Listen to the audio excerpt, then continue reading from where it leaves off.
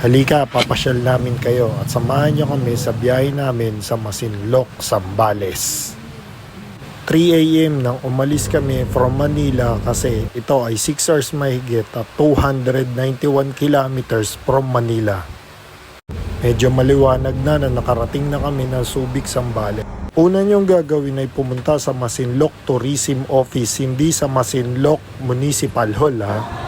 Then, register lang kayo for around 65 pesos per head at hintayin nyo yung kanilang letter. Tapos, mag-ikot-ikot kayo sa loob ng tourism office, malamig, masarap, may CR, pwede na rin kayo dun mag-CR.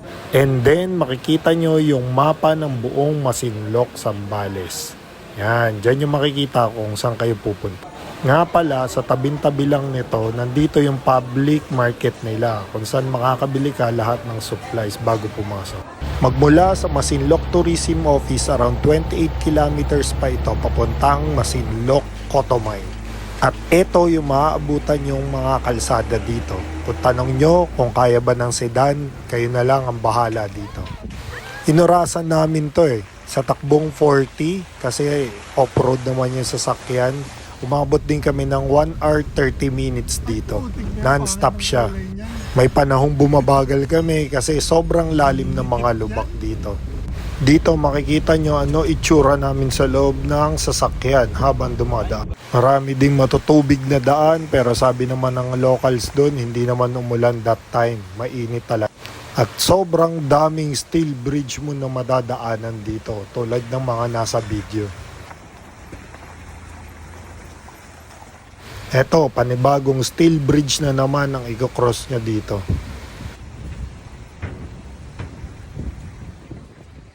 Hindi ko na mabilang ilang steel bridge na nadaanan namin dito. Nga pala, may 3 checkpoint papunta dito. Ito yung last checkpoint. Nasa steel bridge din siya. Pag nandiyan kayo, around 2 kilometers na. Yun na lang ang dadaanan yung paghihirap. Pero sa mga last part, ayan yung mga matatarik. Mukha lang mababa talaga sa video.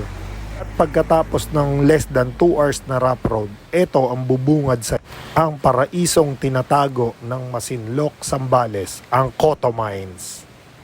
Pagdating nyo dito, wala na kayong babayaran na kahit magkano. Yun na lang talaga yung binayaran nyo sa Masinloc Tourism Office na 65 pesos. Sa mga nagtatanong kung merong CR, madaming CR dito. Sa tubig naman, marami rin tubig. Yun nga lang, bili na talaga kayo ng supply sa labas pa lang. Huwag nyo rin kalimutan ng pangmalakasan yung tulugan kung di kayo sanay matulog sa matitigas at mababato na lugar. Maraming salamat sa panonood at pag-aaksaya ng oras sa amin sa susunod na biyahe ulit. Salamat!